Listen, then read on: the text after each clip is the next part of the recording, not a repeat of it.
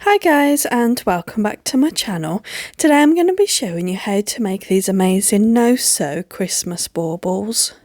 These are a great project for using up scraps, or like me, those fat quarters that you always buy, you're not quite sure what Christmas projects to make. So here I'll guide you through the process. So first of all, you'll need a polystyrene ball. Mine measured 10 inches the whole way around from centre to centre, but I'm not sure how they would measure it when you buy them from the shop. So you'll get a general idea of how big the ball is compared to the size of my hand. But it doesn't matter if you get a smaller or a larger one. I chose 3 fat quarters, and then I've got a range of ribbons. You do want some fabrics with a little bit of contrast just so that each layer of the design will pop. Then you need around 200 pins. These pins measure 1/2 inch. You probably could get away with slightly longer, but these are what I have, and they're just generic straight pins with a small flat head on them. So with your fat quarters then, or your fabric, you want to cut them into 2.5 inch squares. With my outside layer, I wanted to have this central band a little bit thinner. So with the outside layer, this green, and the red one on the new design, I actually made that 3 inches, that whole square, just so that that central band could be a little bit thinner. And then what you do is you just cut them into squares, so 2.5 inches square and 3 inches square. You can use more than 3 fabrics if you wanted to. You can make the star a little bit tighter, add an extra layer that's like a very small accent, so you can play around with the design. Also have a look on Pinterest, there's some really nice ones on Pinterest. And then all you need to do is fold the fabrics in half and press them. So give them a good press, because this will help your lines stay nice and crisp. This is just a mini iron from Amazon. My polystyrene ball actually had a mark on like the centre of each side, so I've just used that to help me find the centre. So all I've done is I've pushed a pin in just to leave more of an indentation so that I can find the centre even when it's covered in fabric. So with my first layer, I laid down a background piece of fabric, and this will cover up any gaps that might happen in your first layer. Finger press in half again and add a pin right into the centre, enclosed within your fabric. Put your finger on the centre and poke that layer right in. I've used a little tool just to help me and to save my fingertips, just to help me push all the pins in. And then all you do is you fold each corner down to turn the rectangle into a triangle, and you add a pin in each corner, just like so. And then you repeat on the opposite side, making a nice little seam in the middle, just putting them right up to each other, no overlap. And just pin again. So each one of these triangles takes 5 pins. And you want your pins to be in there nice and firm. That's just why I'm using that little tool. It's actually a seam ripper, but just something that's firm that will help you push the pins in nice and firm for you. And when you're working, you want to work in opposites. So you can see here I've turned the polystyrene ball completely around and then added the next one opposite. And you just continue to work like that throughout the whole bauble, adding your pins right on the edge, just enough where it's gripping the fabric. But don't worry, all of the pins will be covered at the end. Sorry that I am a little bit out of frame on occasion. It was very hard to hold the ball, watch the camera, not poke my finger. And you can see that roll of sellotape there in the background. I actually just use that to set the bauble down on each time to stop it rolling away on the desk. So now we just add in the third one so you can move to the available space.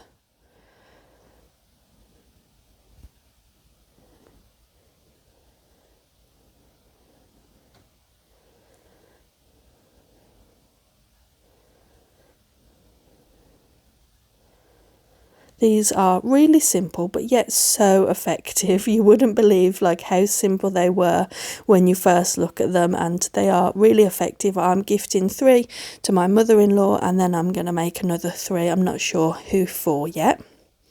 So moving on to the second layer, I used a tape measure to measure 1 centimetre down from the centre of each point, and that's where I poked my pin in. And then I just repeated the exact same process.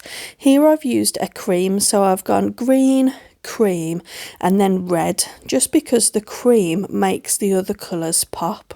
If I'd have put the red next to the green, they might have faded into each other, or the star might not have had such a striking design. So when choosing your fabrics, just make sure you put those with the highest contrast next to each other, because that will really help your bauble have a really stunning design. And look at that, once you've added 4, you then add the other 4 to the second layer, and it just comes together so nice.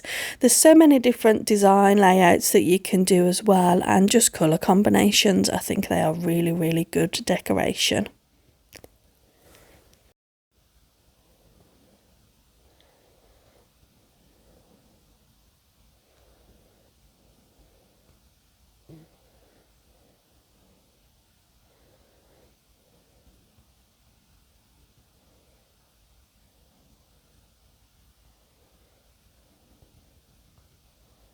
And then for the third layer, just exactly the same. The fact that these pieces are slightly larger doesn't affect the angle or anything that you create here with the triangle, just still exactly the same. It would just mean that you will finish up with the raw edges closer to each other, and it just means the central band can be smaller. Have a go doing them all at 2.5 inches if you wanted to. Just play around. You could even do 4 layers of fabric if you cut them to 2.5 inch squares. Do 4 layers. There's just so many possibilities.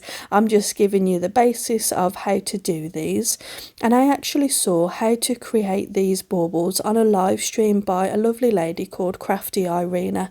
So if you haven't already checked out her YouTube channel, she does a lot of journals, and she was saying on the live stream that she does do quilting bits and bobs, but she doesn't always show it because she worries about the quilt police correcting her and saying she ought to do things differently. But I think her channel is amazing, and she's a very wonderful woman.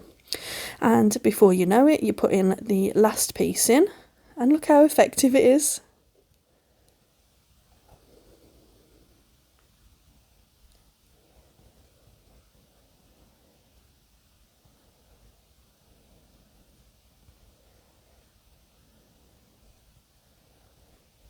Again, I am sorry that I'm going very slightly out of frame. It was quite a difficult thing to film for some reason. I'm not sure why. Slippery little sucker, that's why it kept rolling away from me. And there we go, finished that half. I filmed the other half on my TikTok channel, so that's why magically now done. So what we're going to do now is do the central band. So just measure how far your pins are apart. Mine were about 1 inch, a little bit wider than 1 inch in some places, so I decided to have a central band of 1.5 inches. So I cut the fabric to 2 inch, and then I turned it up either side by 1/4 inch and just gave it a good press with the iron. This just will enclose any of the raw edges. You can decide to hot glue this onto your bauble, but I decided to add pins. But when you're adding the pins, or whatever method you're doing, you need to make sure that it's quite taut. Keep a good tension as you're pulling it around the bauble, because this will hide any gaps and make it all really tight. You'll see in just a moment that there's a little bit of footage that I got where I tighten it up, and it just makes a world of difference to the final effect.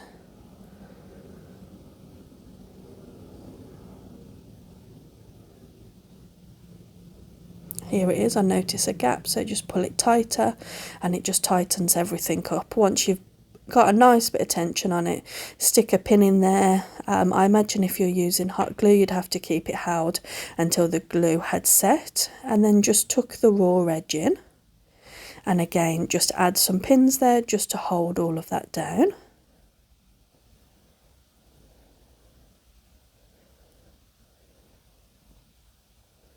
And then now we're going to add the topper. This would be really good with the ribbon that has the wire in, or if you wanted to add like some leaves and berries on the top. I haven't yet got my Christmas decorations down, but I think if I had, I would probably raid some of my decorations and add like a holly leaf and some holly berries to the top.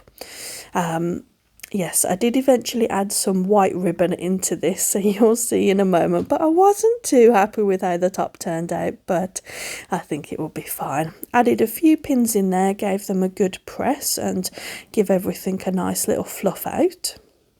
And then you need to prepare your hanging ribbon. So again, just eyeball it, how long you want it to hang on your tree or wherever you're going to hang the decoration. And then leave a little bit of extra just to overlap the two edges. And just lay it down on top of where you've added the previous pins.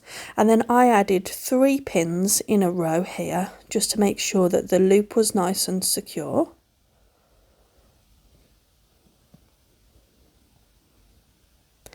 And then I decided to add a few drops of multi-purpose super glue. So I've just peeled everything back very slightly so that the pins was exposed. Added 1 or 2 drops to the actual pin itself and pushed down from the top with my nail and just held it for around 30 seconds just until that glue set. And that just means that I have the peace of mind that this central little hanging tie is more secure. You don't need to add any glue to any of the ones as you're going round the fabric because there's going to be no pressure on those and they're all encased, but these ones at the top I just wanted a little bit more security. And then obviously the pins are silver and the accent colours on my fabric are gold, so I decided to add a Sharpie over the top of my pins. I know you can get those Sharpies that are actually silver and gold now, so if you've got one of those, brilliant, I would recommend using it. I just went over the top with a red Sharpie just to take off that super shiny silver surface. Just a few dabs, just being careful not to get any on the fabric or the ribbon. And it just takes the shine off, like I said. You can still see that there's pins there, of course. And there we go, there are our 2 finished ornaments. I hope you enjoyed this video and I hope you give it a try. I think these are absolutely excellent, and do tag me over on Instagram or TikTok if you make any of these. Take care.